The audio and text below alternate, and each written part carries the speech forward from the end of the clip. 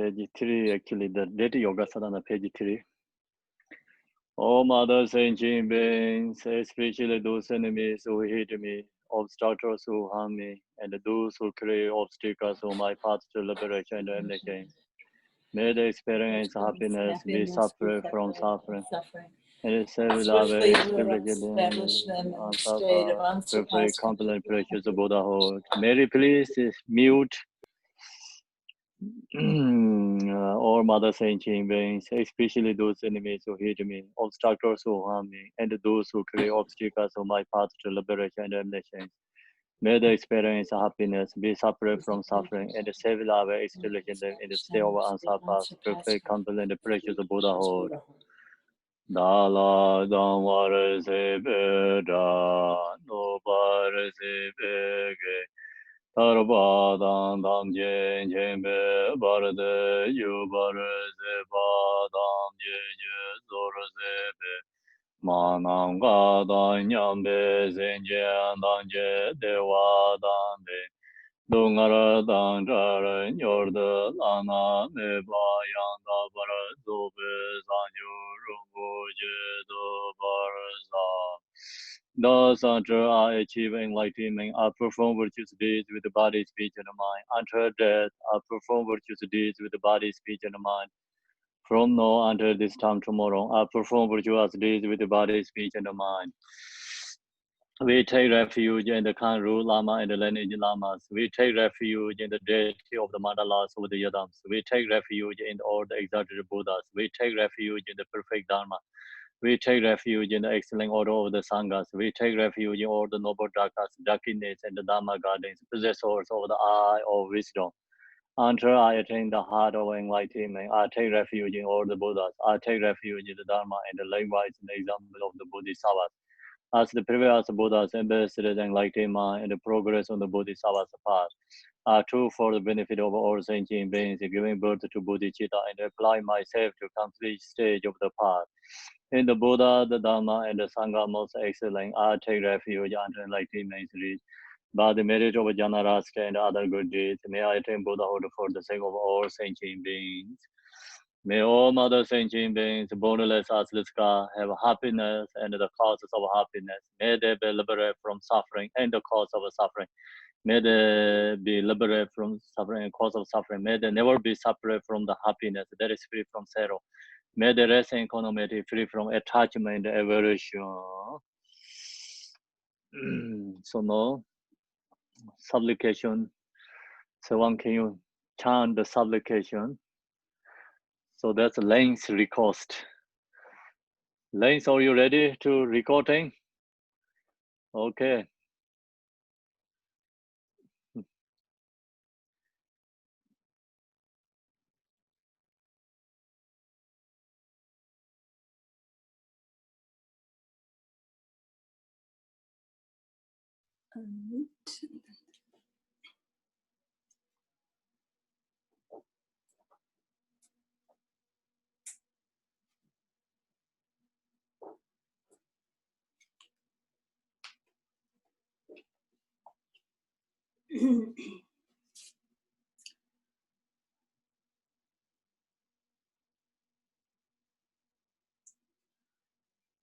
Machiwa me pi chi yong na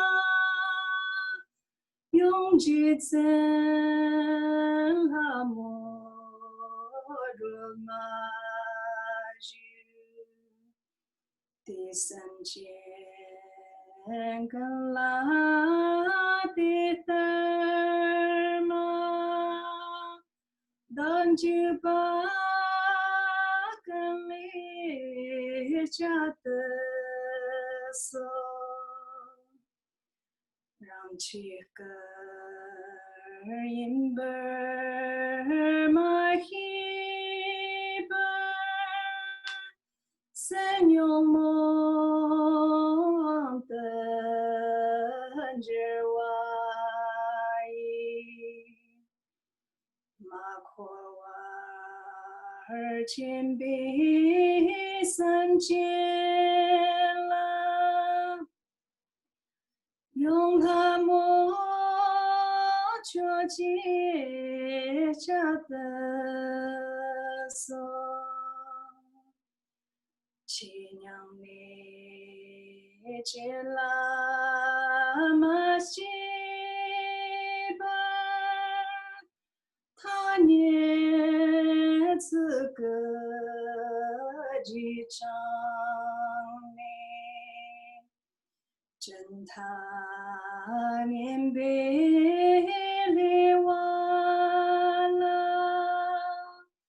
也没有个个他你家的所。都本个瓦人个谁，同你共本么些本，小娃年别用完了，用准备。下的所，三荣兄你没一了，你是真被我瞧见。觉得些将中巴呢，等你们见他们家的所，养到个段了你些家。见真见等着么一些段啦梦巴啦，勇敢前进拉面下的所。今着南开3年前，他们见的大也没见，大东路米刚子啦，用作。上姐姐家的所。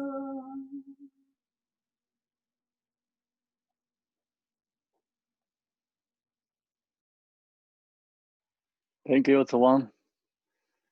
Thank you very much. Okay, so now going to do the prayer. Is a short mandala offering.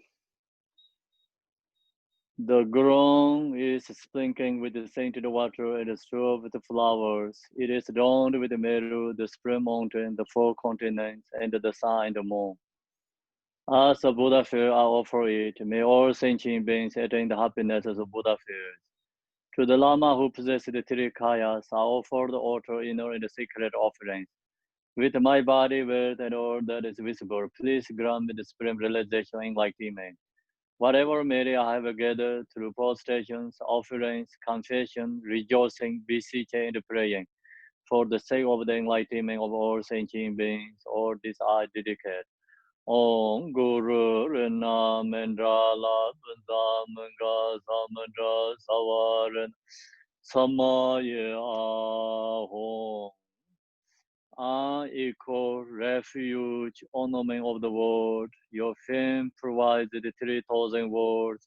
You are the victor, Vajradhara, widow adored. I bow at the feet of Father Jigten Songpo. Continually I think of no one but you, compassionate one. Grant your blessings, dispel the darkness that surrounds my heart. Please bless me so that I can realize the unlimited nature of mind.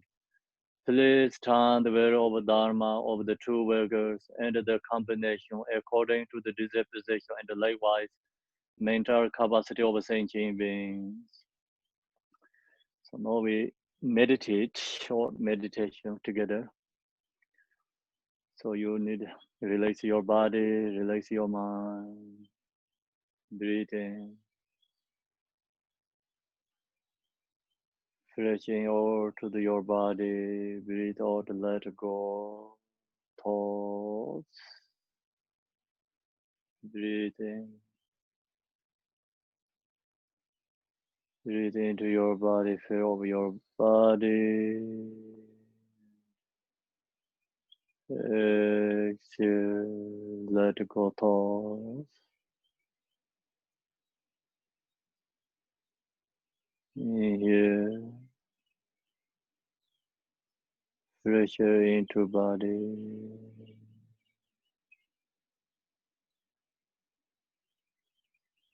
Exhale, let go thoughts.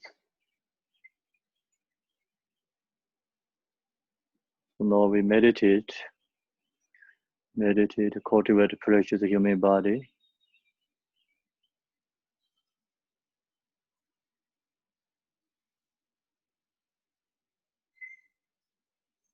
We have an opportunity to connect with the Dharma, free from all these lower realms.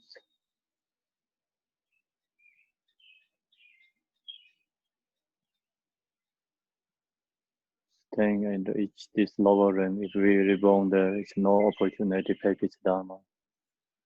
We are free from lower realm. We are free from God's realm, jealous God's realm.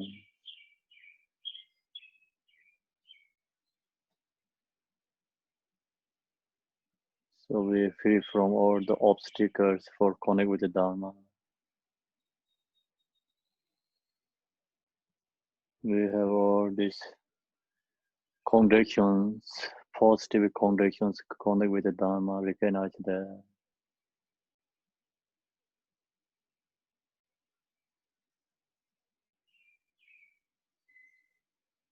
This opportunity is not easy to get.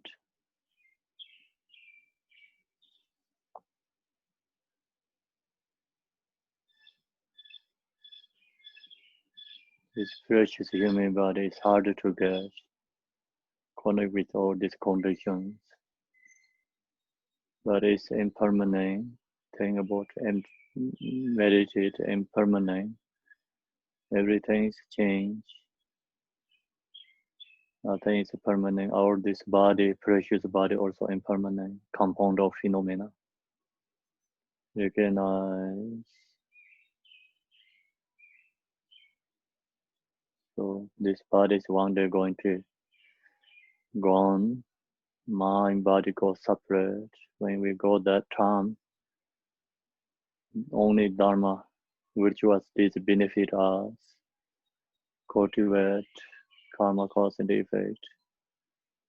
This Dharma practice only help us when we die. So Dharma practice, practice Dharma only benefit us.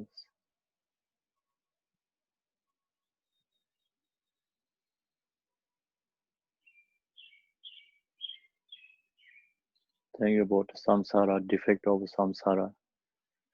Wherever we reborn in samsara, no one has permanent happiness.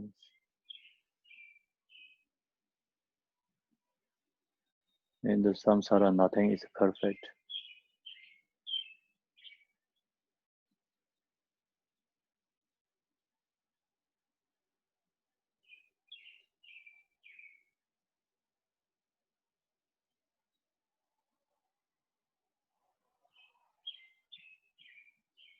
In the samsara, which kind of possession you have, which kind of situation you have, highest in the samsara, all is temporary. Same as airplane take off in the sky and anywhere going to land. The birds in the flat sky, wherever they goes far in the sky, but always coming back again, going land into the land, so like that. Whatever this worldly highest positions or is temporary is going to last. So that's the reason in samsara nothing is perfect. Where is this samsara come from? Samsara is come from our habituate karmic imprints. We create every day samsaric karmic imprints. That's effort for us.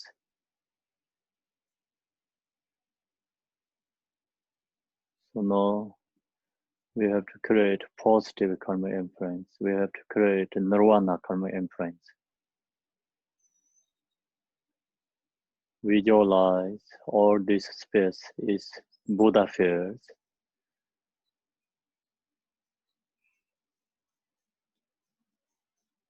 Purify all this impure perception in this place.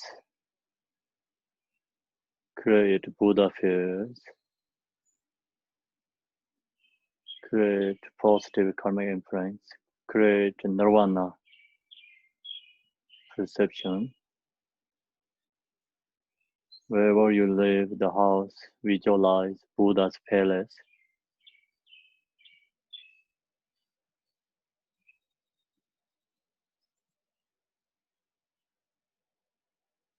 Today we're going to practice. You're going to listen in Dharma. I'm going to share the teaching.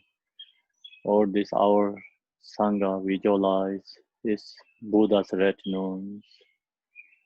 Teachers visualize same as Tara. Today's Tara teaching. So teachers same as Tara. And all the retinues who listening teaching is other Tara's retinues. Or you can think 21 Tara. Millions of Tara has emanations. So visualize all seeing form is Buddha. Whatever you're hearing song is Dharma. All thoughts is meditate.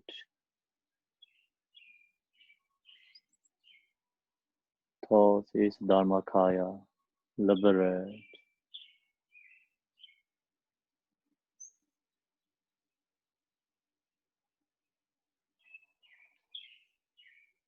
Now visualize Tara in front of us, space.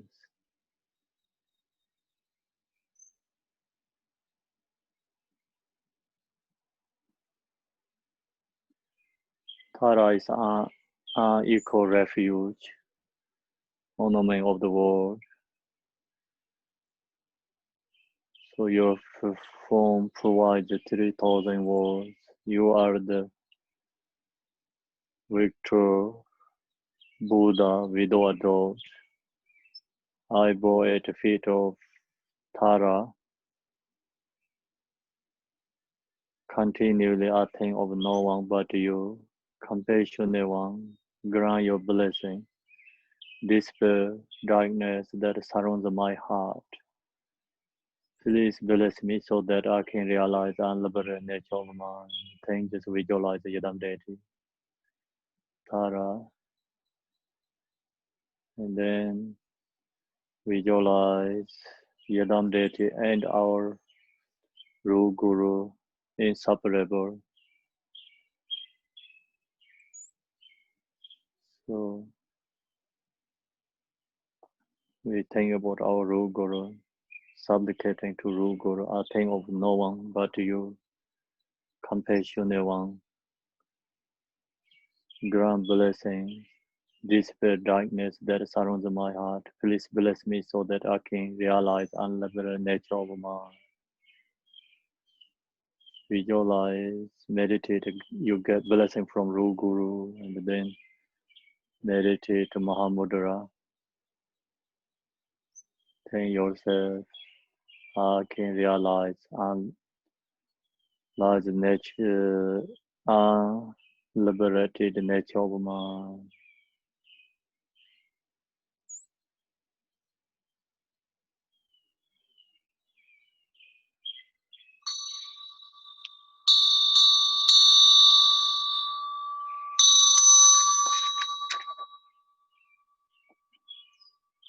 Okay, so good morning, everyone.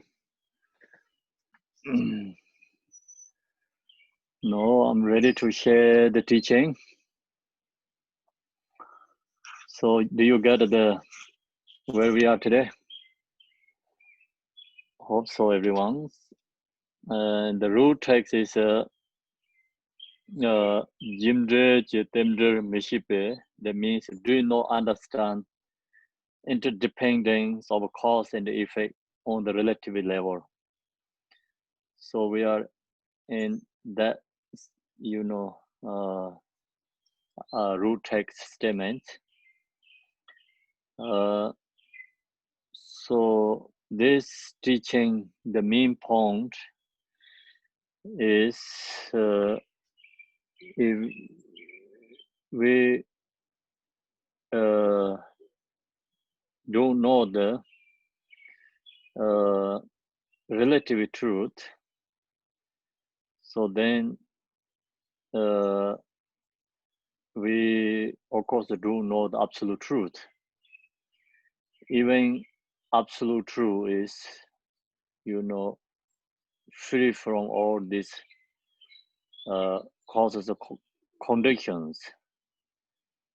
But absolute truth is emptiness, free from cause conditions, but we are right now in the relative truth. So that's the reason we have to follow the relative truth. And the relative truth, so we have to follow actually karma cause and effect. Cause and effect. So that's reason. And the Telopa here, he said, Telopa said to Naropa, this dependently arising appearances, until you realize them to be unborn, so it all is dependently arising, whatever we're seeing, everything, or the phenomena is dependently arising. If you recognize that, you understand that, you get in the absolute truth. Until you don't have that realization, so we have to follow by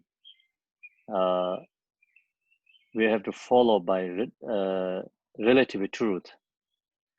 So he give like suggestion, instruction to Naropa, do not divorce yourself from the character of the true accumulations. So that instruction is really great. Some people just think, oh, up in the absolute truth is emptiness. So then think, oh, I don't have to follow relative truth. Relative truth is just that thing is like temporary, or I like absolute truth. I don't want to follow relative truth. That thing kind of like that way. Then they don't follow the cause and the effect. So if that kind of happening, then that person not really, understand Dharma, and of course, karma cause and affected that person. That person is going to endless suffering in samsara if you don't follow the cause and the effect. Someone already has absolute realize, then they are already beyond the cause and the effect. So example, if we reborn to the Devachin, then karma actually cannot affected to that person because no conditions to replicate the karma. And also you can purify karma in the Devachin. You can purify that karma in the Devachin before your enlightenment. So karma have to purify, doesn't matter which area you can purify. You can purify in this place, or you can purify in the Devachin. Before enlightenment, we have to purify our karma. So if we reborn into this realm, and if we don't have realized absolute truth, then of course karma going to affect us because all the conditions are there. You know, if you get rich in the Buddha Amitabha pure lane, even you have a karma but no conditions to represent karma, then you can purify karma in that place. So that's we have to understand, you know. Otherwise, we purify all our karma, then reach into Devachi's heart. So Buddha Amitabha pure lane, everyone purify karma, then reborn to Buddha Amitabha pure lane. That is the very hard to get in the Buddha Amitabha pure lane. Even we have a karma, still you can reborn to the Buddha Amitabha pure lane if you have all these connections. Talk about the Buddha Amitabha pure lane, have the birth, how to get there. You know, we have connections, all connections comes, conditions comes. We can get Buddha Amitabha pure lane, but still we have karma. So that karma we can purify in Buddha Amitabha pure lane. There no result is come before. But result is cannot come there because no conditions. Yeah, so we have to understand that. And here Naropa give Telopa give suggestion to Naropa, instruction to Naropa. Absolute truth is actually, of course, you know, the depend arising appearance until you realize them to be unborn. Absolute truth is unborn Dharma Dhartu. So that's all the Tara, this first sentence, unborn Dharma Dhartu. Absolute truth is unborn Dharma Dhartu. If you don't get that realization, everything is dependently arising. Dependently arising means always causes conditions, you know, that can affect it. And so if we don't have realization, unborn Dharma Dharta, everything is dependently arising, affected each other. So that is the cause and effect. Then that's why Telopa and Naropa did not divorce yourself from the charity of the two accumulations. So we have to create two accumulation merit. And no is Angula Mala. So that's actually last way we stop here. I already shared the Angula Mala story for you already. Do you remember that? So today I don't have to share again Angula Mala.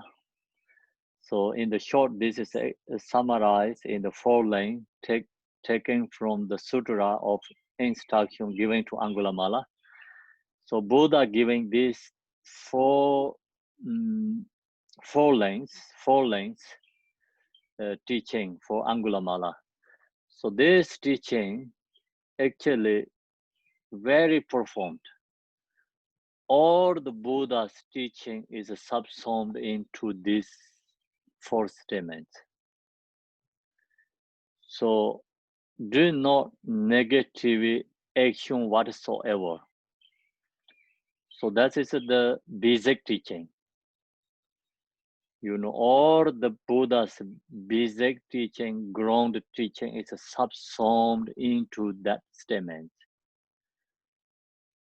So that is all is we say Hinayana traditions. All teaching is subsumed into that statement. So Hinayana means also our beginning level, not pointing to the person. So I already shared with you that lots. You have to understand. Actually, right now our mind, our capacity is Hinayana. But that means like sometimes you can be Mahayana, sometimes you can be Vajrayana. This every day we have the ability, different abilities. Sometimes we're dealing with the situation, Hinayana practice. Sometimes we're dealing with Mahayana. Sometimes we're dealing with the situations, Buddha, the Vajrayana teaching, Triyanas. So that's all actually we're doing every day, you know, in the practice. So we stop no harming for others. Is with that time we are Hinayana. And we not create like harming for others, do not negative action whatsoever, means no harming for other beings through the body, through the speech, through the mind. And so that is basic teaching. If you practice that, so that time you are Hinayana. And so that is basic teaching. That is actually called peace teaching, peace. So if we wanted to world peace, we have to, humming for other beings. We have to stop humming for other beings.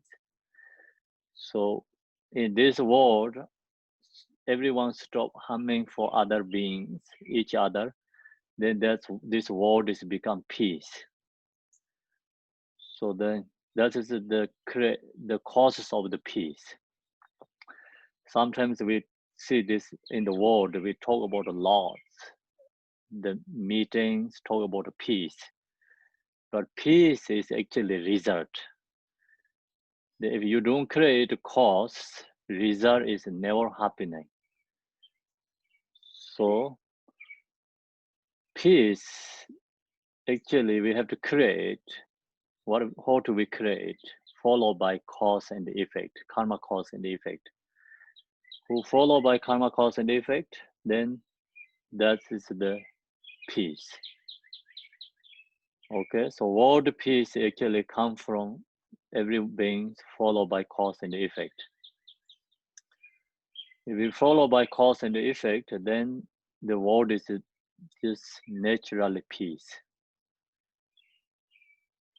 If we don't follow the cause and the effect, all beings harm each other, you talk million times, peace never happening.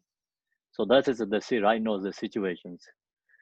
We talk about the peace, actually, where is the peace? No one get peace. So who talk peace, their mind is no peace. Then how you can create peace? So think about like peace protesters. The protesters also angry. They how can make peace? Whatever that does is not peace. Like it's because of your mind is already not peace. So peace means like we have to create our mind is peace. Then follow the cause and the effect. Then like no any emotions in your mind. Then do something is called peace. So our mind's afflictive emotions, then whatever you does cannot create peace.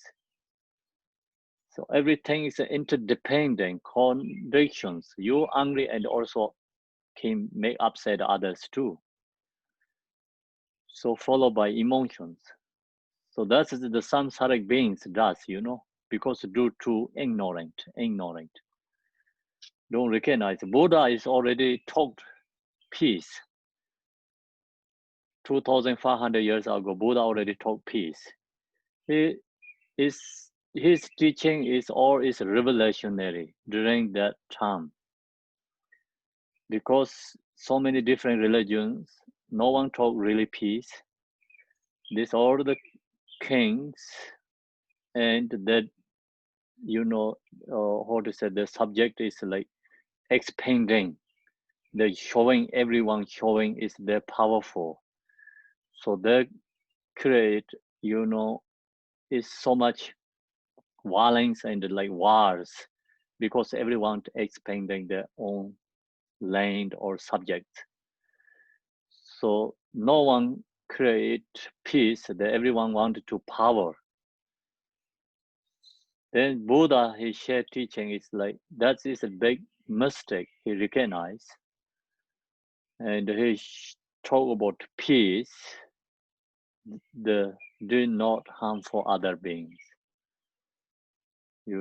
That's the peace.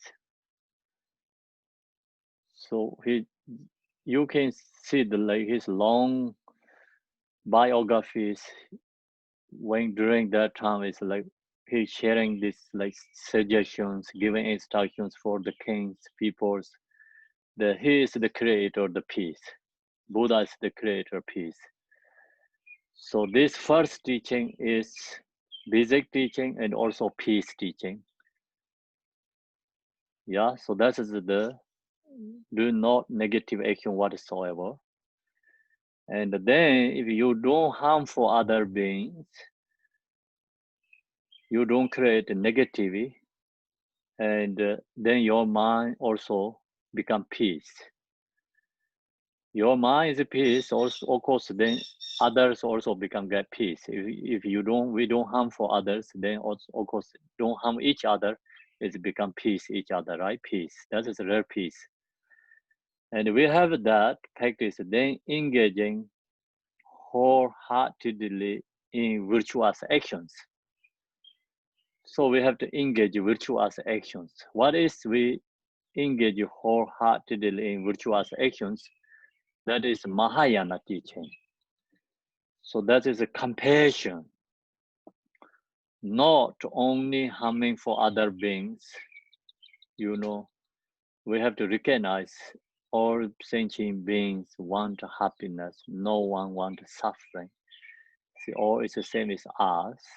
So then everyone want happiness. Everyone, want happiness. Where is they get happiness?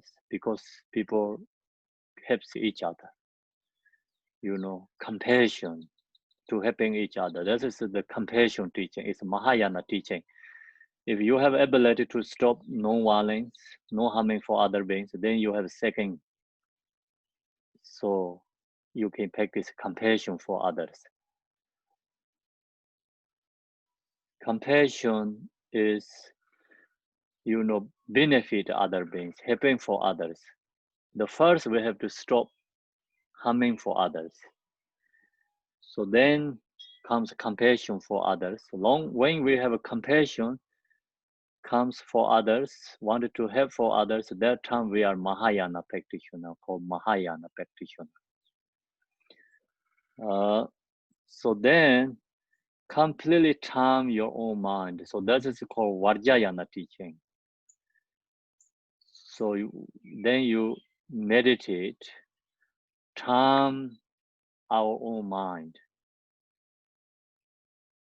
So if we can calm our mind, then everything is become nirvana. So last week I already shared with you what it means samsara, what it means nirvana. This all is come from our mind. Samsara also our mind projected. Nirvana also our mind projected. If our mind is not calmed, then everything is a samsara.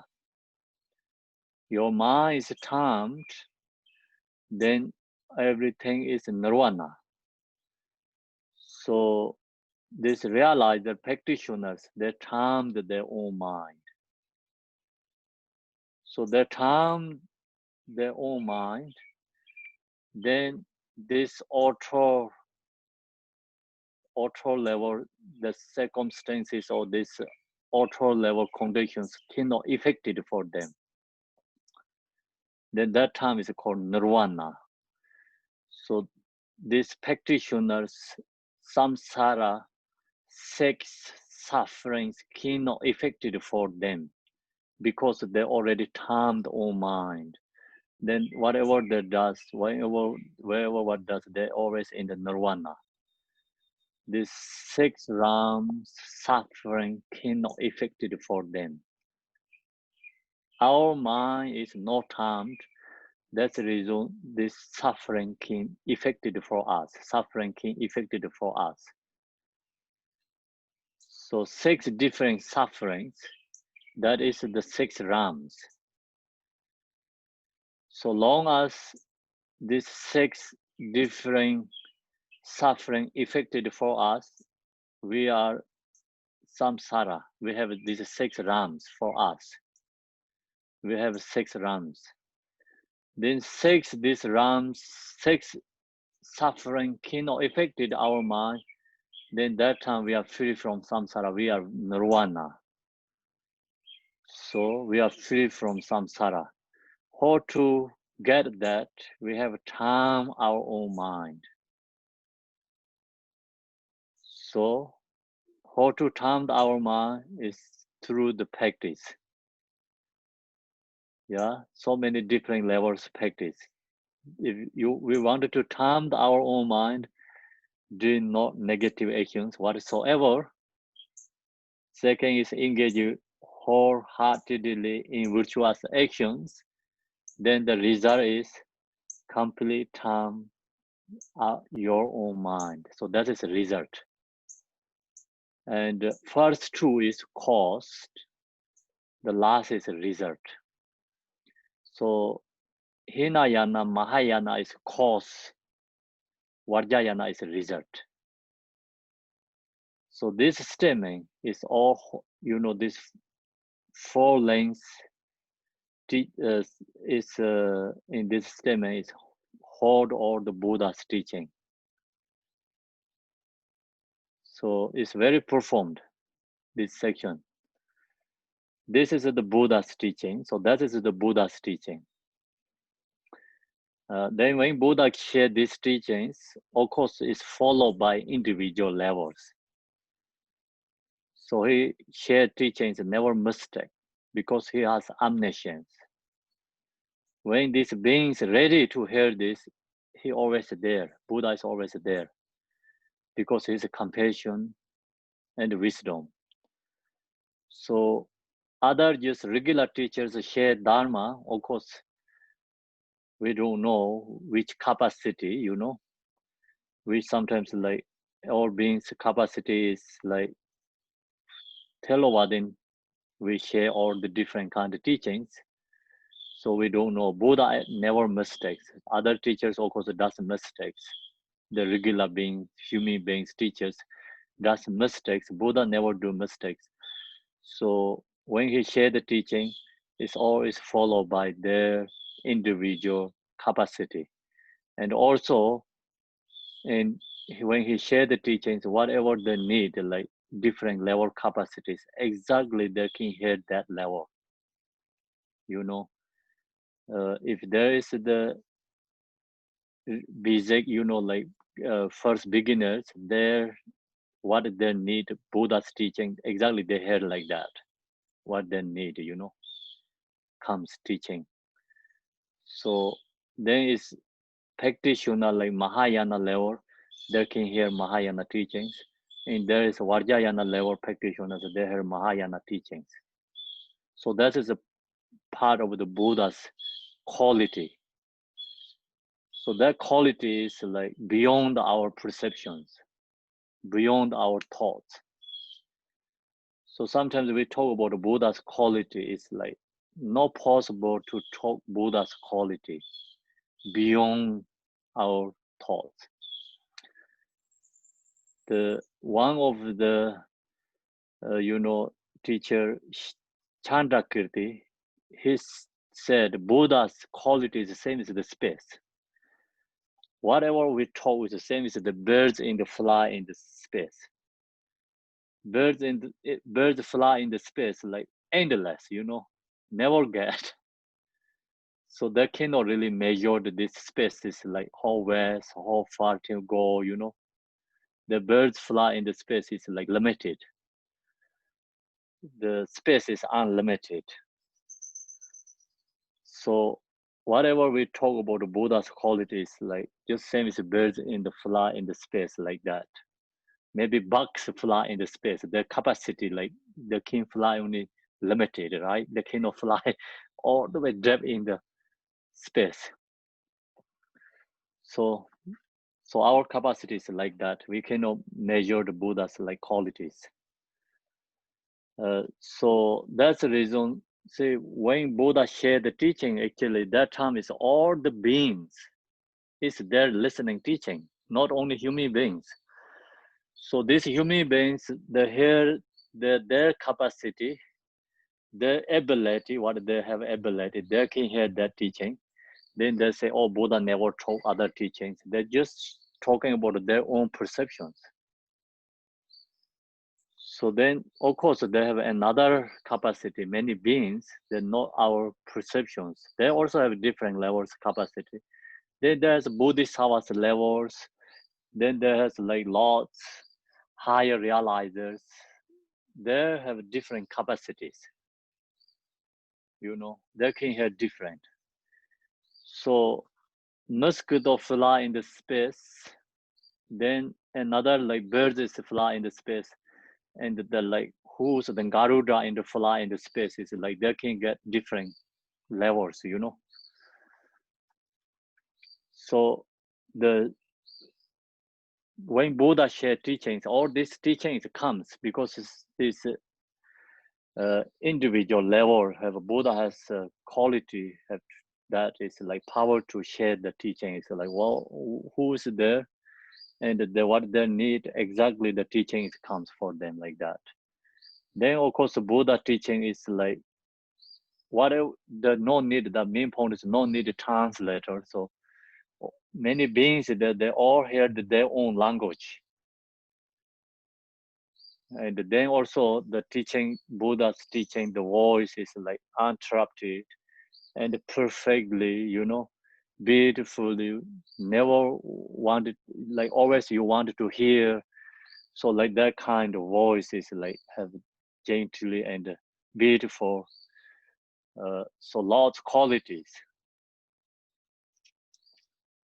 So then Buddha, when shared these teachings, of course, like each in this short words has all the main point, everything, because that is the sum of his, you know, the quality of this knowledge, wisdom, omniscient wisdom. Yeah, so you have to know that. And then the meaning of this word is expressed by the master Arya Nagarjuna. So there's is Nagarjuna explain more details. Who explain what is meant by the laying did not negative actions. So what means do not negative actions? So that means anything coming from the three poisons. So negative actions means like whatever comes from three poisons, desire, aversion, and ignorance is non-virtuous. So that is called non-virtuous deeds. This is not, that is not a peace. Whatever best on comes from desire, aversion, and ignorance. So long as you have that best on, you does body through the body, speech, mind is called non-virtuous deeds. Okay, so when you whatever you does best on this three is called actually violence, not for peace. Yeah. So that is called non-virtuous deeds. Non-virtuous deeds. So you have to know what is virtuous deeds, what is non-virtuous deeds. Non-virtuous means this based on these three. You know, then whatever arise, result is called non-virtuous deeds. Thus, non-virtuous mind is understood to be a mind that untamed and non-pacified and is under the influence of desire and anger. To engage wholeheartedly in virtue, on the other hand, is also explained in the same text. So this is the Nagarjuna, you know, explain what is non-virtuous deeds. So the followed by the Buddha's first this, you know, sentence, do not negative actions whatsoever. What means negative actions? So this negative action is always come from actually our mind is no peace, non-pacified, you know, mind that is untamed and non-pacified and is under the influence of desire and anger. So then that is called non-virtuous deeds. So that's we have to really think about what is dharma or what is no the not dharma, no virtuous deeds. Sometimes we think we're doing great, but it's best on these three, Long as based on these three, it's no virtuous deeds. And then that's whatever we does is not peace, really. That's just a thing about all these human beings, always does like mistakenly like that.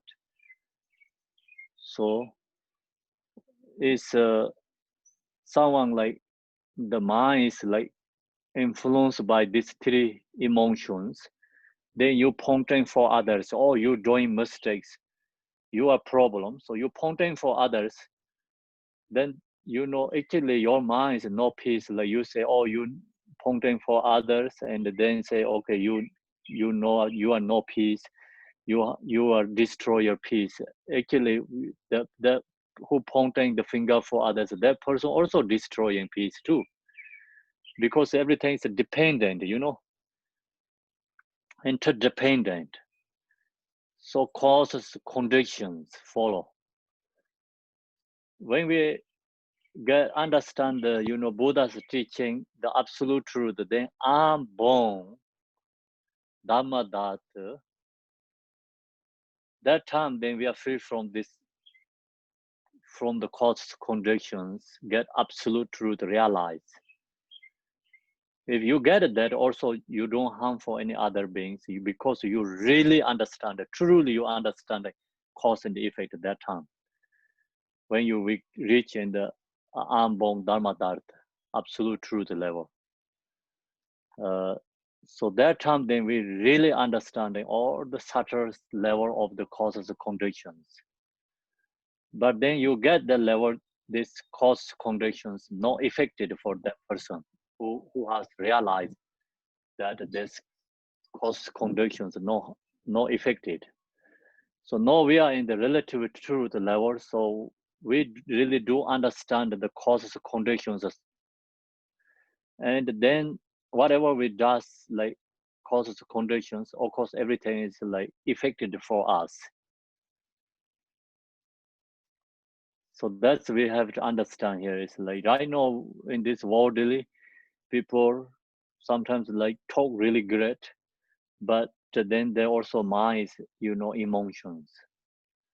Words is good, minds, emotions, like whatever that saying, because it's like their own minds, emotions, they're pointing for others, finger.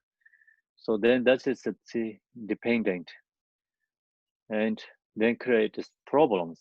That's why it's whatever we're doing, the talk about the peace is not really create a peace. That whatever you talk lots, then that create more violence, more affected, because pointing each other is like create more suffering, more negative deeds. To engage wholeheartedly in virtue, on the other hand, is also explained the same text. So then what is the other way? No harming for other one. What is the virtuous deed? So what is the Buddha says? Second, like engage wholeheartedly in virtuous action. What is virtuous action? So then Nagarjuna say, same text he explained, anything coming from a state free of attachment, free of attachment, free of anger, and free of ignorance is virtuous. So that is called virtuous deeds. Then you don't have really desire in your mind. You don't have anger in your mind. You don't have ignorance in your mind. Your mind is like 100% like love, compassion, wisdom. Then whatever you does is called virtuous deed. So that is like create peace. That is the compassion. That is called wisdom. It's very beautiful, Nagarjuna explained the essence, what is like non-virtuous, what is the virtuous deeds. So non-virtuous deeds is like based on whatever we does body, speech, mind, based on the desire, aversion, and ignorance is called non-virtuous deeds. And then virtuous deeds, so coming from state free of attachment, free of anger, and free of ignorance is called virtuous deeds. So that's all is based on our mind, not the body, not the speech. So mind is principle. So that's the reason like intention is most important. Long as you have good intention, love, compassion, then that is called good intention. Whatever you do is called virtuous deeds. Long as you have a desire, means like you thinking about your benefit, desire, anger, ignorance, that is like not the virtuous deeds. So that is called non-virtuous deeds. And whatever we does body, speech, mind, like thinking about our own benefit, and especially based on the angers, desire, ignorance, then it's called non-virtuous deeds. So thus virtuous mind refers to mind that is pacified and subdued, a mind that has been rendered fit for action, a mind that is free from attachment, aversion, and ignorance. See, that mind is pacified mind, subdued, pacified mind, subdued and pacified mind, and then free from these desires, emotions, free from emotions. So then a mind like this is a mind that is completely tamed. The fault of not recognizing. So if we don't know the cause and the effect, we don't follow the karma cause and the effect, and then it's fault of not recognizing this, not recognizing the interdependence of cause and effect on the relative phenomena is emphasized in the third line of the sixth verses. So this is the third line, sixth verses. Not recognizing. So the Tibetan is called Shizi Dongla Mongbala. Why we don't know the cause and effect? Because the reason is those who are ignorant about the true reality of phenomena. We have ignorant. That's the reason we don't recognize what's going on in this phenomena. We don't know the absolute truth. We don't know the cause and the effect. There are two kinds of omniscience. The omniscience has two different omniscience. Buddha has two omniscience, wisdom. That knows that true nature just as it is, and the wisdom that sees the multiplicity of appearances.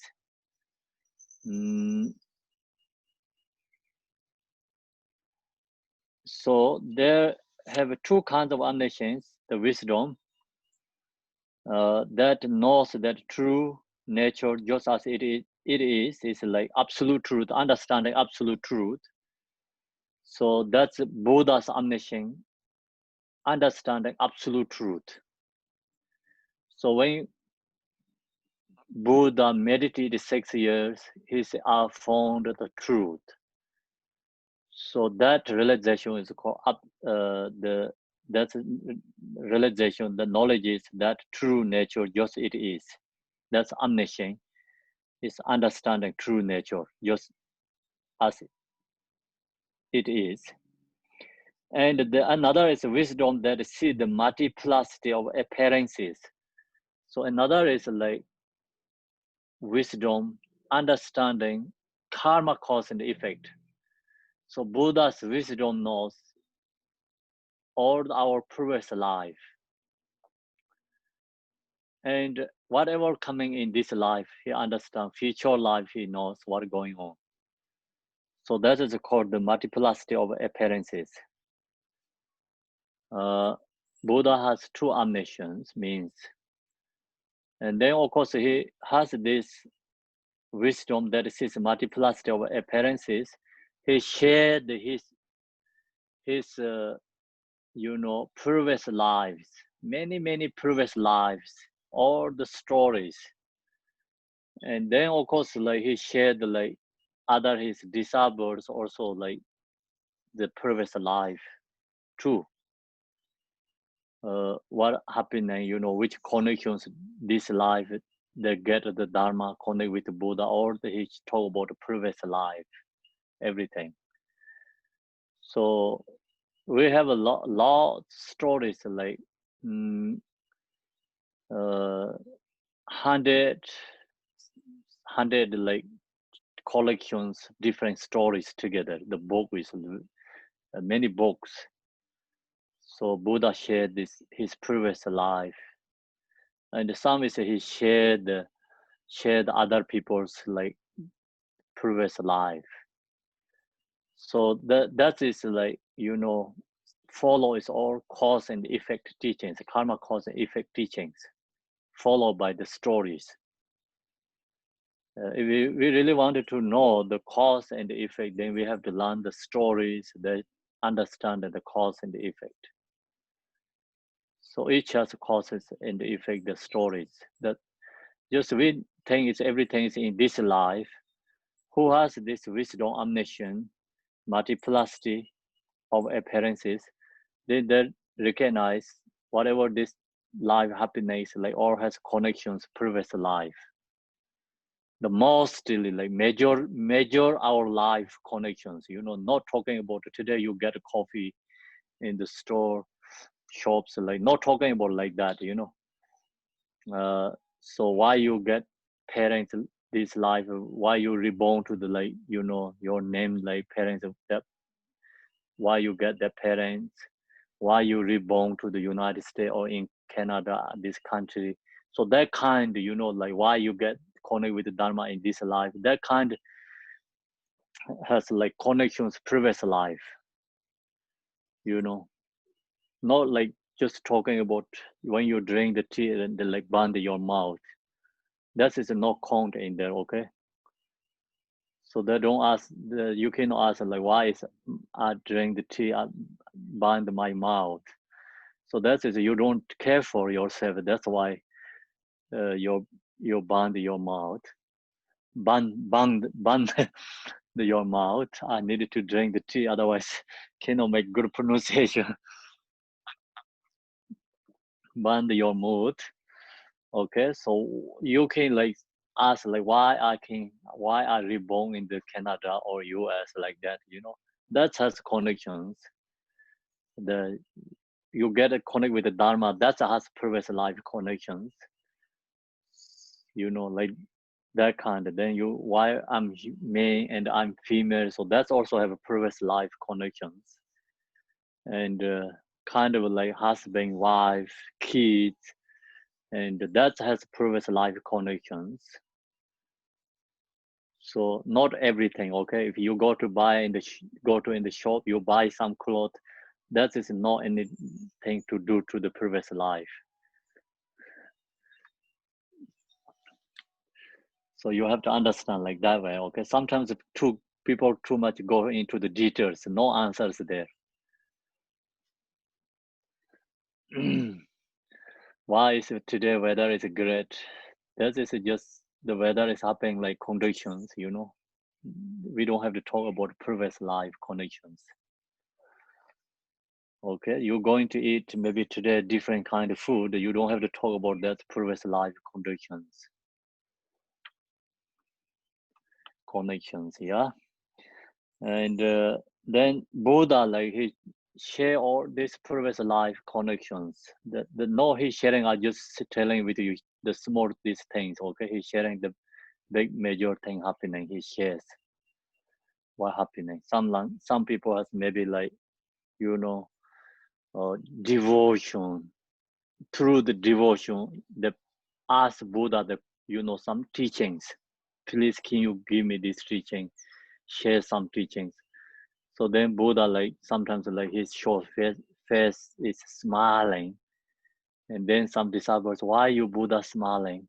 So then he share, okay, this person, why he asked this question, asked to share these teachings, because due to the previous life karma, this person did create karma, good karma. That's why it has power, or, you know, and connections, and ask these questions.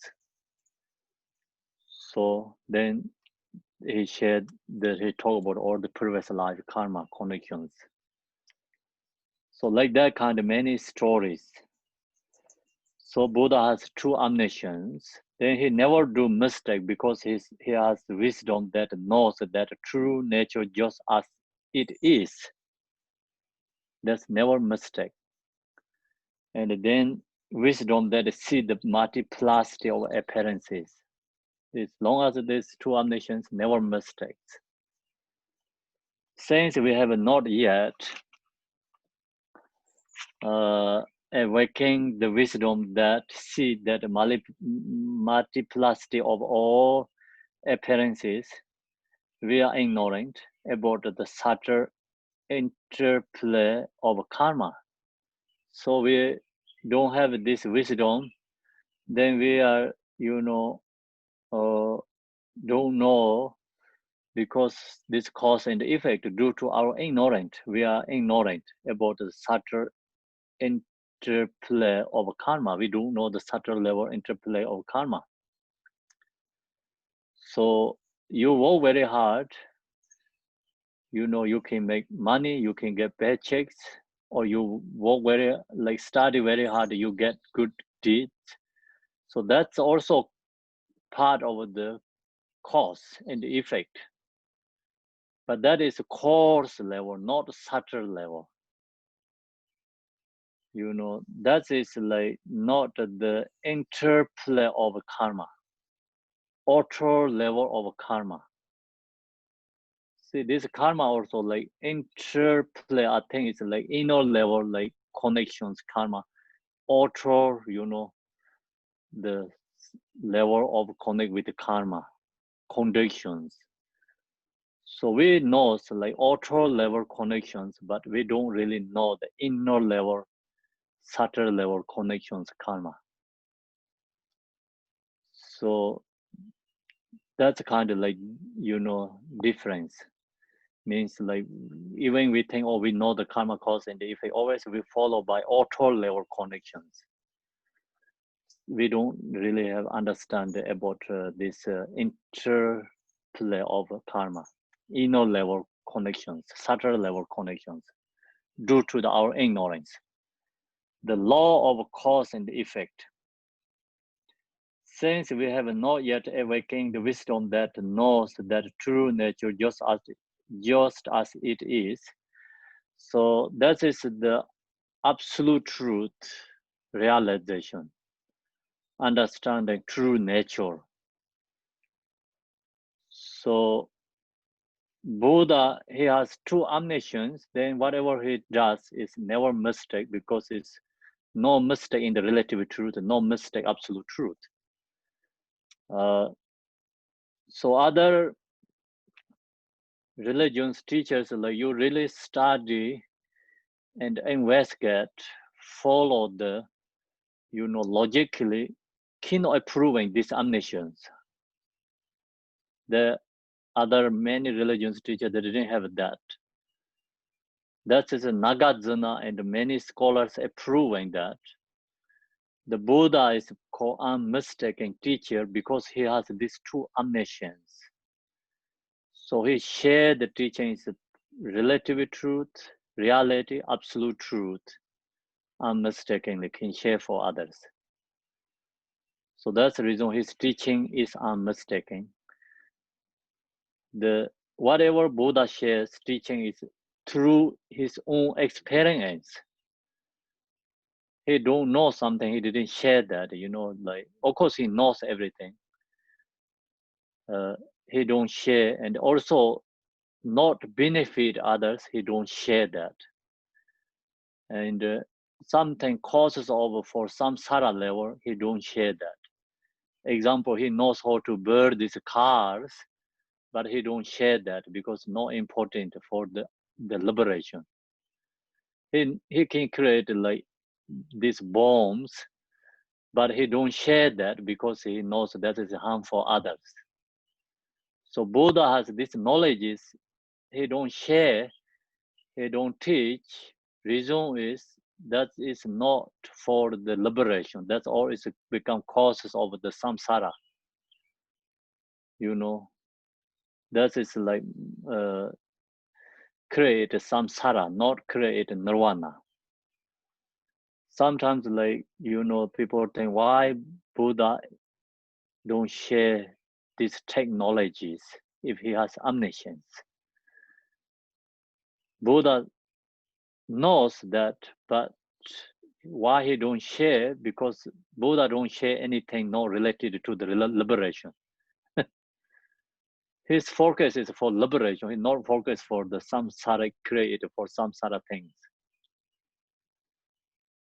So we understanding because he talk about interdependence, connections. So that means actually already share the technologies. All these technologies, whatever does everything, so connections, interdependent level, interdependent. Nothing is permanent. Everything is interdependent. So that is actually already shared all these technologies there, main point. So when he shared the cause and effect, karma cause and effect, then that means like no one control us, free from creators, creator gods or creator dictators, like no one control us, like emotion control us. That is a big teaching. It's like freedom teaching, freedom. The Buddha, he already talk teaching is a democracy, or is a democracy. Like you understand if you look to his teachings, understand it's or is democracy, or is equal rights, or is peace, and then or is protection environment. So that's all whatever right now what people say good things. Actually Buddha already told that it's like many thousand, like 2,500 years ago already told. So that means like wisdom, that is compassion, that is omniscience. And during that time, and during that Buddha time, no one talk about equal right. That is against the religion, against the culture, against the all is everything. During that time culture in India, right? So you understand that because so many castes, the another Tamze is like I don't know how to call that follower, is a caste, is a highest level caste, and that is like representative gods. They all is they follow the religion. That is all representative gods. Kings also have to offering to them. The second caste is a king. The highest is a Tamze. Second is a king system. The lineages. So Buddha, this Siddhartha, he against this both. So he's told this Tamses, where you come from. They say we are God's, messengers. And we get blessing from the gods. So we benefit others. Buddha said, no, You cannot benefit others. You cannot benefit yourself. How can you benefit others? Tell me, They say, why we no can benefit others? The Buddha told them, love yourself. There's someone is broken arms. Why you broken arms? Why you get broken arms? Why you get leg is hurt? You can help for others. How you can help for others? Because love to yourself. Your arm is already broken. Your legs, you're hurt. See, if you can have energy like help for others, first you help for yourself.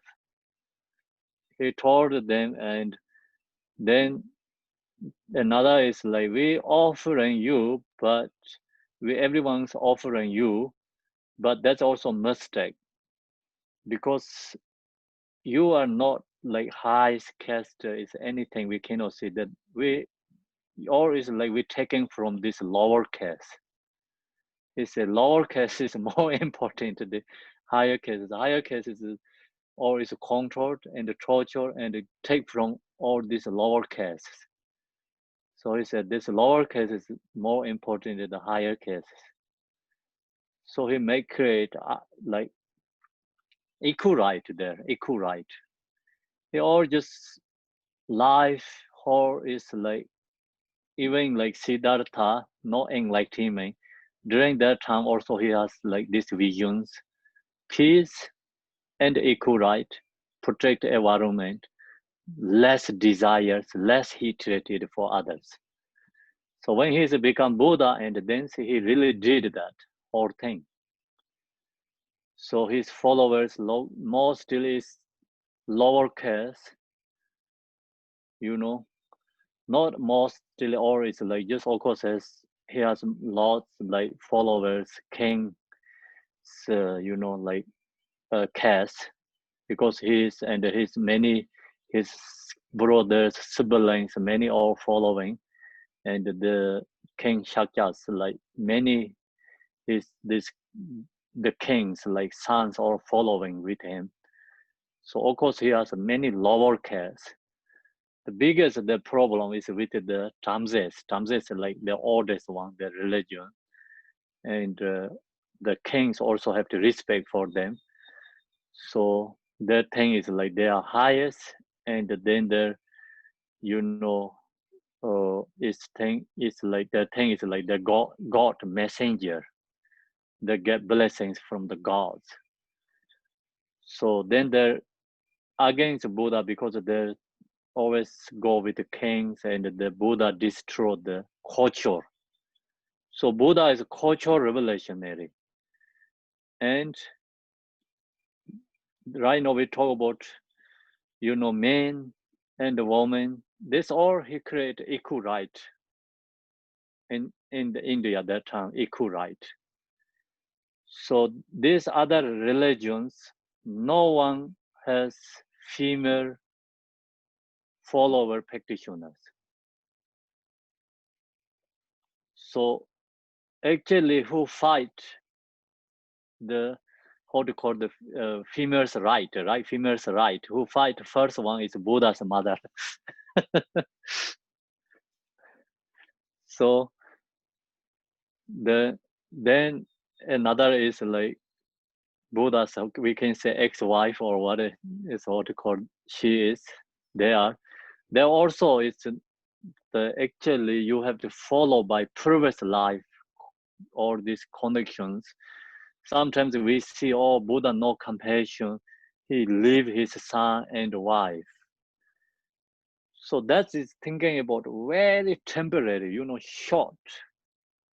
Buddha, he care for other sentient beings, and that's why he don't attach to his family. He give up attachment. He's thinking about their benefits. His father told him when also his enlightenment, after he told Buddha, the kings told him, you stay my kingdom, you just stay, you can become king, and you take all this kingdom. So you have to stay here. You don't have to beg the food. You don't have to follow, like bear the food, bare feet, and under the stay in the trees. so hot. You can stay in the palace, you can rule the kingdom. So Buddha told him, that is a selfish, big selfish. Not belong to in this Shakya kingdom. I belong to for all, everyone. I work for all sentient beings, not only work for this kingdom. So that's the thing about it. See, sometimes we have this kind of thoughts. Actually, this Buddha's like his thinking is like vast wisdom, and his compassion is immeasurable. Not only thinking about taking care of his country, he wanted to benefit all other beings. And also he lived his wife, and that's Buddha told this. They had connections previous life when they did first take the bodhicitta vow together from the previous life Buddha. When Buddha was born, young boy, and another country, so another kingdom, India or somewhere, I don't know. We cannot say another country. I don't know exactly, another kingdom. So then he has a really good heart, and he was going to study somewhere. He wanted to really get knowledge. He wanted to study hard. He thinks he needed education. He leave his hometown. He wanted to study, and he don't have much. He don't just have something for support for his education, and he went into the towns. So town people, everyone gathering together, and then the young girl hold the flower, couple flowers. So then he asked the girl, "What going on here?" She see him is right away. She also has some special connections, and she kind of like extremely nervous. Actually, she is the princess. The Buddha, the previous life, the guy is very poor, and he just has good heart. He want education. He come from other kingdom, to get education. So in that kingdom has something festival going on, and then he asked that. She replies like, "Why you don't know? Here is the Buddha, called the Marmenze. Is a lamb, light of Buddha. Light of Buddha is coming. So everyone is he's already enlightenment. He coming back into his kingdom. He also like same as Buddha Shakyamuni he did. He's from the king's princess, and he enlightenment. He come back to in the kingdom. So everyone is receiving him. So she told that then extremely Buddha's the previous life, the young boys comes strong devotion. So he said, where I can get offering these flowers? She said, I don't know where you get. He low everywhere, not possible to get flowers. He asked her, can you sell for your flowers? She said, no, I'm not going to sell my flowers. He said, please sell my flowers, your flowers. I can pay you whatever you want. So he's going to pay his education support. So everything take out him to pay for the bought flowers. She said, no, that's not enough. Then he said, I wanted to, whatever you want, I can do for you that. So not even this money is not enough for your flower. Whatever you says, I do for you that. So then she said, what she says, like she says, like, you have to follow me. So she told her, you have to be with me. He accept that, and then he said, you have to one promise, and when I'm going to do something, and I also want to be same as that Buddha, so you cannot that time you cannot stop me. You have to support. You have to promise that. So the girl said, yes, I promise you, and I support you, and not stop you that time.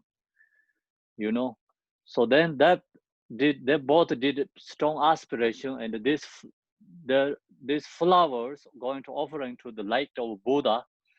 So he come into the throne, and so many people they cannot offering the flower to the Buddha, too far and too crowded. So then this boy he throw the flowers in the sky. So he did a strong aspiration prayers, take the like kind of like bodhicitta, and I want to same with you, become benefit many beings. I really want you same with you. So then this flower is in the space is like exactly fell down into the Buddha's hand, the light of Buddha's hand. So then the Buddha said, who's these flowers belong to who? So then the boy is in the crowded, he said, that's my flowers. Then this boy and the girl comes together. So then the light of Buddha said, future, you are Buddha Shakyamuni.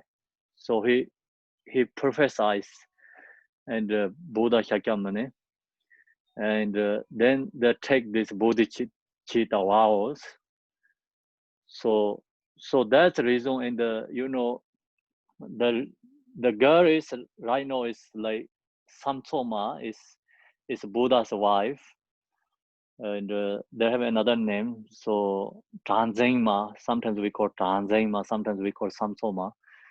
And then the girl is like reincarnation, or is like the Tanzangma, Buddha's wife, and the boy is like Siddhartha. So when Siddhartha going to look for the path and the truth, so Tanzangma support for him, never stop him. So she make courageous to go to find the truth. She never stop him. So people think, oh, we just love temporary, think why poor lady he leave her. They already has like the this bodhicitta and aspirations, many conditions already created previous life. We don't see that. We just see it like temporarily there, Then we recognize how we are ignorant it. Because we say something is like not always truth. Because due to our ignorance, we don't know lots of things. So we just see, oh, Buddha left his son and wife. It's not terrible, people say. But that's all has connections previous life. He loves his wife, but wife is not suffering same as like regular females. She courage to him to find this true path and do these things. So you have to understand that. And then, of course, then that all has this Buddha's mother and this Buddha's wife has previous karma. They're going to get females' rights. They did found females' rights, first females' right fighters. Okay, you have to think that. Not right now, like in people talking about females' rights. The Buddha's mother and his wife is first one. Then there, Buddha already has all many followers. He didn't have female followers. So then Buddha's mother, she said, I wanted to become nun and want followers. So Buddha, also when he went back to Buddha enlightenment, he went back to his palace. And at that time, his wife also wanted to follow him. Buddha said, you have to wait. Just time is not yet. Let it be wait. So he said, when ready, I'll call you. He didn't say yes or not. When time is ready, I'll call you. He just said that, and then he left again his hometown. And then his mother just went to the, like follow the Buddha. She said, I wanted to become a nun follower. So she brings like 500 another females together. So that comes like everyone see, their Shakya kingdom and the Buddha at that time live another kingdom. So they all come from Shakya's kingdom, 500 females to come to the Buddha's mother lead, together come to see the Buddha. That time is like, his wife is not there together because Buddha said, when ready time is, I call you. So that means like she don't have to go. And then Buddha, so that time actually not easy for Buddha. It's like already started a new religion, kind of, new cultural revolutionary. And so many other religions against him. Another is like lower caste. If another is a female, so Buddha have to look for step by step, that's why he told them it. So anyway, his mother, no patience, she pushing him, Buddha, and say we have to, get none. And then Buddha, he called his, because he called his all these monks already who has realized this, he called everyone there together, he meet together. So Buddha knows he going to then make all these nuns, but they have to understand, all these monks have to understand, So he called everyone and meeting together. Buddha didn't say anything, so everyone share opinions. So he wanted to hear the others, the monks' opinions. So Ananda is another monk. He is not really realizer, so he has good compassion, and he is the Buddha's attendant, and he's through him to message to the Buddha. His mother send a message through him. So Ananda told the Buddha, and this females can become nun or not. He said yes. So actually, Buddha said time is still not ready. And he said they can enlighten him, and Buddha said yes. They have potential to say yes. Everything is a yes, yes. He give answer, Buddha give answers. Then there are the monks, other monks there. So then Shariputra is like one Buddha's right disciple, right side disciple. He has more, wisdom, knowledge. Also, the Buddha's vision or what he taught, Shariputra can, deliver everything right away. So then Shariputra say, okay, we're going to make this all these 500 females nun. So I know how to do, because culture and others know against for us. I can make something special, rules for them, follow something, different instructions, different guide. So then he create like 8 different, roles for the nuns. And then other Buddhas like disciple, left side is called Mogarpo. He told the Shariputra, oh, this is not right. This still there has no equal right. So you make nuns more difficulty there. So that is he said he cannot accept that still there is no equal right there. So the Shariputra said that is equal right, but if you don't follow this way, become this due to the cultures and others that don't understand, other monks don't understand. And we create this first step, and then second is like you can go through, release these roles. So he said that makes sense. And then there went back to, and this the Anada went back to read this 8 different roles extra for monks. So can you follow these 8 different roles? So then Buddha's mother also understand what she understand all these 8 different roles is because it's like due to the culture and like special method for to get into the female is become nun or foreordained monk, foreordained nuns. So she said yes, we accept it. Then the right way they become give it the vows and they create a nunnery there. So then of course like Dharma is like equal right for everyone has a capacity. Many nuns become is arhat level, so get and become the liberation, realization. And then the right way they get vowels, and the same time then Buddha's mother send a message to his Buddha's like ex-wife and come to become nun, and they become nun. And Buddha's mother, actually no rare mother, but she created like like when Buddha mother is passed away, when he's born after 7 days.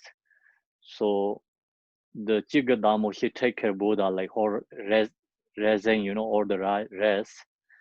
And she is become abbot and nuns or nuns teacher. So then Chigadamo is like actually Buddha's kind of mother, support mother. So she's become abbot and she take care of all these nunneries, and then become many nuns is like ahat, liberate. Okay, so that's the part of one equal right, So then of course many this lower cases become Buddha's followers. They also has lots of stories, each one how to like and come to this become follower. So Buddha's the main point message is he's my follower, not caste, not follow the caste, and what is it, the many things. Like my main point is my follower is morality, patience, and diligent. So who has that can be enlightenment. Morality, patience, diligent. So these three things most important. Like he said, that's it makes persons different. Not caste makes different. Morality, patience, diligence, that makes a difference. Who has that? Everyone has an opportunity to liberate. Okay, so now that section is like too long, right? To I share with you? No? Okay, so now we go to the since we have not yet, so okay, we don't have awakened the wisdom that sees the multiplicity of all appearances. We are ignorant about the subtle interplay of karma, the law of cause and effect. Since we have not yet awakened the wisdom that knows that true nature just as it is, we don't know true nature. So we are ignorant about the absolute nature of ultimate truth. For the sentient beings who have wandered astray from the meaning of the true truth, the prayer read. So now here is see, since we have not yet awakened the wisdom that knows the true nature just as it is. So when Buddha enlightenment, he found that just as it is, true nature. So he says, I found truth, but I'm going to share who? No one understands this. Due to the other religions, because of culture, due to other religions, they don't understand what I found truth. So think about the Buddha's whole teaching is democracy. Other all teaching is like not democracy, and then relative truly, absolute truly, Buddha's teaching is free from, all this, how to say, liberated or free from all this permanent, free from extremes. But other all religions is followed by two extremes, nihilism, internalism. So Buddha's teaching is like he found absolute truth is free from all these views. So that's why he's going to share to who? No one knows. No one follow, right? That's why he stay after didn't talk any teachings. Stay dinta den the chimazo means like 7 weeks. He didn't share the teachings. He said, I found peaceful, subject usan demase sapa. Sap means performed. Shua means peace, sab-shi, peace, sab-yutidar, free from all the views. It's uncompounded, uncompounded. They must say, it's uncompounded, true, nature. We usually talk about this Mahamudra, this use the words, for sharing the natural mind. So he's saying these words, and mind is clear, empty awareness, profound, uncompounded. So he said, I found this true nature. So who I'm going to share who they're not going to understand. So that's why he stays 7 weeks, not talk to any teachings. Then Indra and Burma, they're torching him to offering Kongsho and the Dharma Chagra offering to Buddha and ask recourse teachings. Then Buddha loved to who can receive teachings. So these 5 disciples, they are in the Varanasi. So he's saying them and they can receive teachings because they already meditated a long time. They just need some techniques like this. So they meditate years, they're not going to find the truth because no one shared them, they don't found. So then Buddha found that he recognized, they're going to recognize. So then he shared them, they liberate, they get ahara level. And then slowly, then he shared this all the teachings, cause and effect. So follow become during the Buddha time, of course, like all India, like look to the histories, all the kings and all is become following him, and especially all the lower caste are following him. So then the Tamses is like who's the high castes. Then sometimes it's really against him. There's sometimes it's like it's follow Buddhas, so that's difference, a lot of stories there. So because some, of course, due to this anger, aversion, attachment, and ignorance. So they all are against Buddha because due to attachment means they're strongly attached to their culture and their position. They think they're going to lose their position. Of course, they're going to lose position because caste system is going to culture revolutionary. They're going to lose that. They are strongly attached to that. And of course, then ignorance, that's the reason he treated. Ignorance, don't recognize truth, then hatred to the other one. So doesn't matter, they has right truth, but they don't follow and against. So that is the core obstacles, big obstacles. So who has that, then is not going to find the truth. So now, since we have not yet awakened the wisdom that knows that true nature just as it is, we are ignorant about the absolute nature of ultimate truth. For the sentient beings who have wandered astray from the meaning of true truth, the prayer reads. So now we can leave here to morning section and take break. So you have any questions? Do you understand what I'm saying? Everyone okay? Khenpo, the first line of this verse, as translated in the book, in your book, is it says, even though the true nature is like that. That's how it's translated in the book. Yes.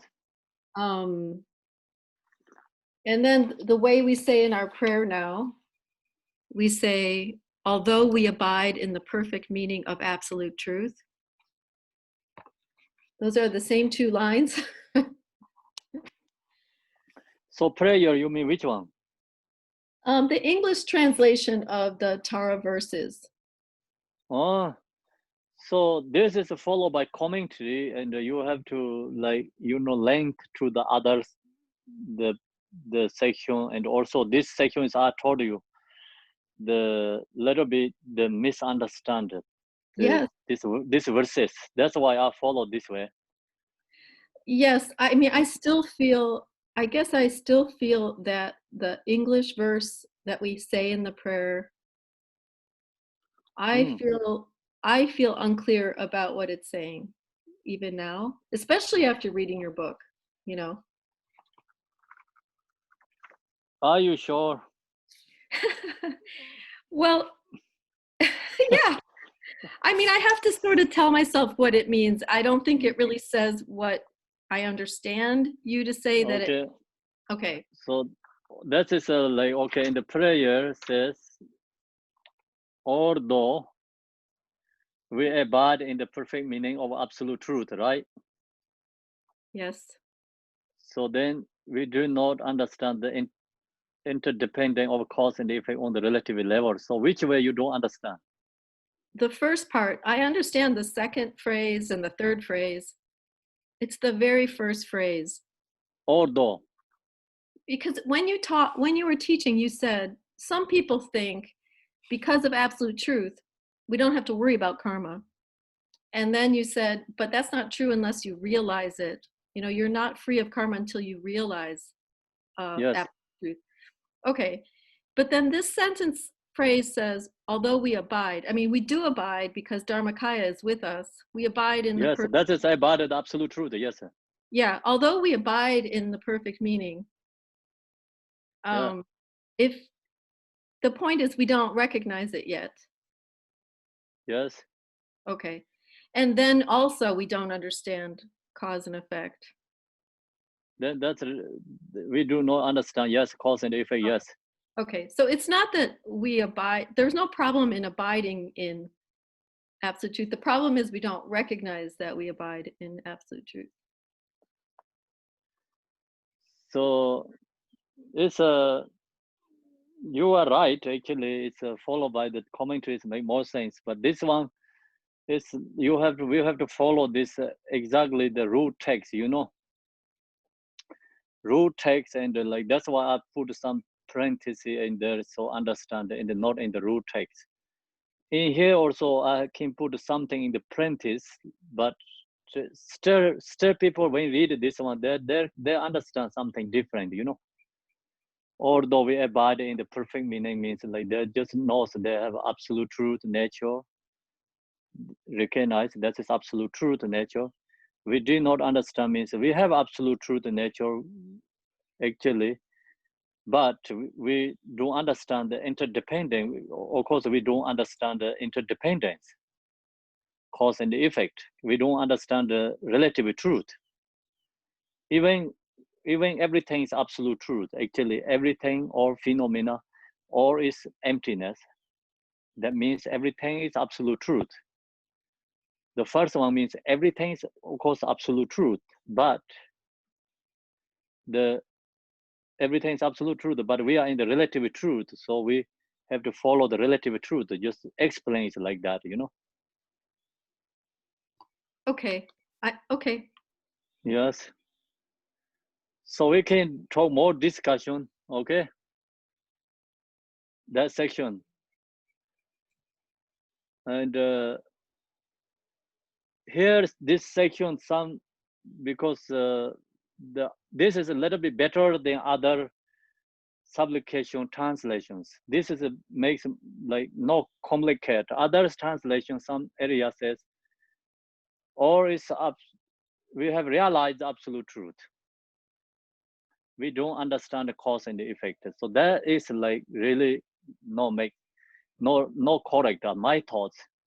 If we have realized absolute truth, why you don't understanding cause and the effect? So this means like actually everything is absolute truth, but we are in the relative truth. We have to follow the relative truth until we don't realize. So that's the explain. Okay. Yes. Thank you. Yeah. So that's it, you know, main point is.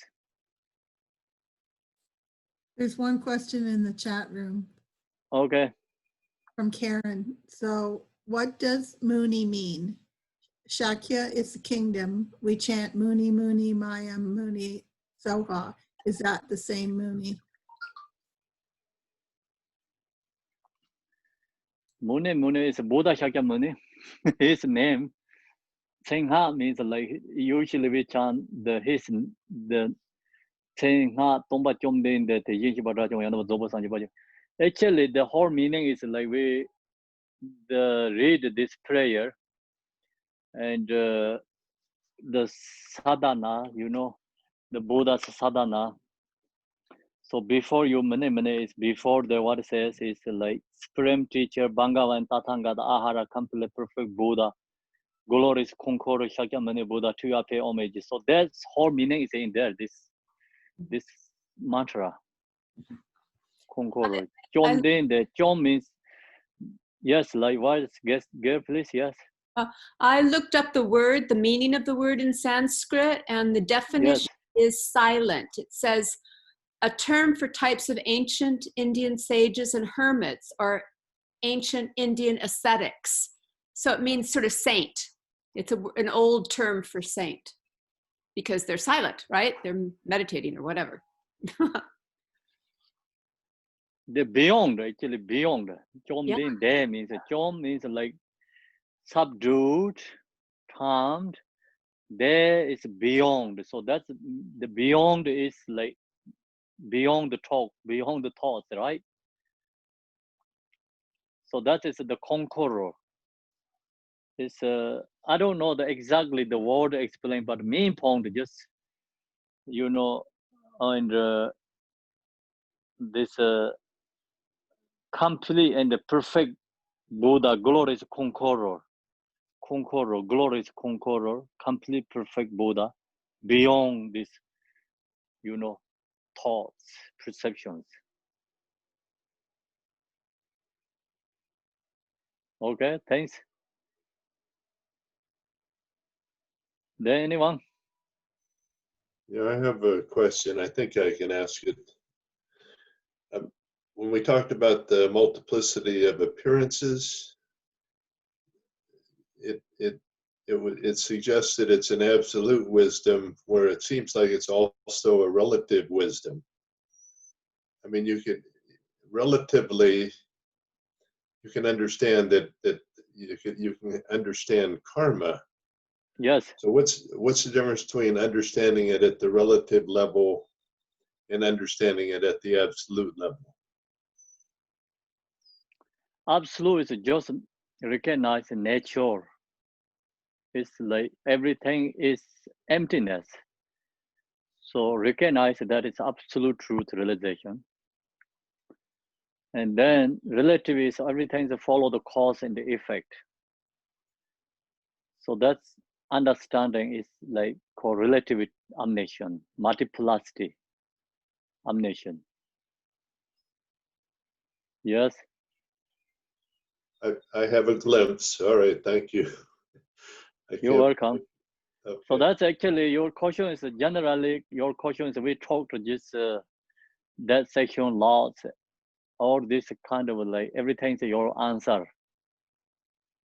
And you can also listening. We have video recordings like you can listening again. Still, if you not really clear, so then I can share with you again. All right, thank you. You're welcome. Okay, so then we're going to take lunch break, yeah? Thanks, everyone. Thank you so much, Khenpo. Thanks, Thank Khenpo. you. Khenpo. Thank you, everyone. Yes. Thanks. See you. What time is it today? Well, it's 1 o'clock. 1 o'clock. Right now Yeah. it's 1 o'clock here. It's So You had said a 3-hour break a couple of weeks ago. 3 hours. We have break 3 hours. So then 4 please o'clock. come back 4 o'clock. Come back 4 o'clock. okay. What the heck? Oh, it's yesterday. Do you like the program yesterday? Oh yeah. Yeah, it was Oh, one. yeah. Is it It's recorded? wonderful. It is Huh? recorded. It's recorded. It's in the Facebook Live, everything. Okay. And it's on our YouTube channel too. Oh, great. Yes. It was very nice. So we get lots of stickers. We get rid of stickers. We make boundaries. More Protection power. sphere. to Khenpo. Protection sphere. So I told you that no, next time it's really easy to explain that one. It's harder to explain for people. Get rid of stickers and create a protection sphere. So yesterday we did exactly. We get rid of stickers. We create a protection sphere. Perfect. That's right. Perfect. Yes, perfect. Right? They cannot come in again. They cannot create obstacles during the practice. Nope. Ex- Yeah. That's right. Yes. So understand that clearly there. They tried, but Deb and I were Of shaking. course, obstacles always try, but we already get out them, right? You, Deb, and Mary, then you get rid of them. So that means get rid of obstacles. Yeah, Yes. we were both shaking, but we got it done. I saw the festival live. I looked the Deb and Mary like both focused and nervous. I couldn't do it. You guys were terrific. I was like, where are they coming from? And you were knocking them off. You were great. Some is like create obstacles. There's some maybe they don't understand the Zoom meeting. Maybe first time to come in the Zoom. Yeah. So loads like some is in Mexico, because Mexico they share this the information something they share in the for them. So these people, many people there who join is like no really practitioner Buddhist anything, just through the friends, Oh. yeah, they come in, but then they don't have any experience Zoom, and they don't recognize this mute, and they don't know that they're just going on, background things. That's true. Some are taught like that. Maybe some is they really comes to like create obstacles. Yeah, I think maybe both, but I know my friend said the Spanish words that they were using were really rude. Yeah, I couldn't understand them. Yeah. But they were talking Spanish, speaking Spanish. Anyway, we get rid of them. That's great. Khenpo, I think I would like to see the faces of the Rinpoches without the text. And then I would like to see, you don't have to invite me, because in case I make a noise or I don't mute, but I would like to say just the Rinpoches and maybe a few people on the Zoom. And then everybody else can watch from Facebook. Will be more peaceful, I think. Yeah, that's also correct. We did many things like that before. Oh, yeah. Yeah. I just other we did a lot like that, but it comes all in the Zoom together. Is people become in the group together. See, we are already everyone is in the protection, under the protection. So yeah, because it's practicing Buddha. It's difficult for Debbie and everyone to can know which person to take out, what to put in. So yeah, if it's okay. That difficulty is no useless difficulty. It's useful difficulty. It's great difficulty. Great. I put a message in the waiting room. Another also, if we don't share this screen, because I know this, I taught a lot. If we don't share the screen, we cannot reach everyone to give this text. Right. So then too much people ask like which kind of text, which is you going to read. Yes. So then even we give them, they don't download, then just they ask, anyway, they're not going to follow. Yes. So if shared in the screen, we cannot see them, but it's shared in the screen. It's like then they're done like another, people all the time say, well, it helps even you them. already in the program, helps them. Like even you are in the program already, they say, where is the text? Even you give them, they still join the program, they say, where is the text? I rejoice in your good merit, Khenpo, and everyone. I Thank you. rejoice everyone. I rejoice who come into the create obstacles too. I rejoice them too. Okay. Thank you. Okay, you're welcome. Yes. See you. Bye. Okay, bye. Yeah. So enjoy lunch. Okay. Bye. Bye. See you later. Yeah. Bye.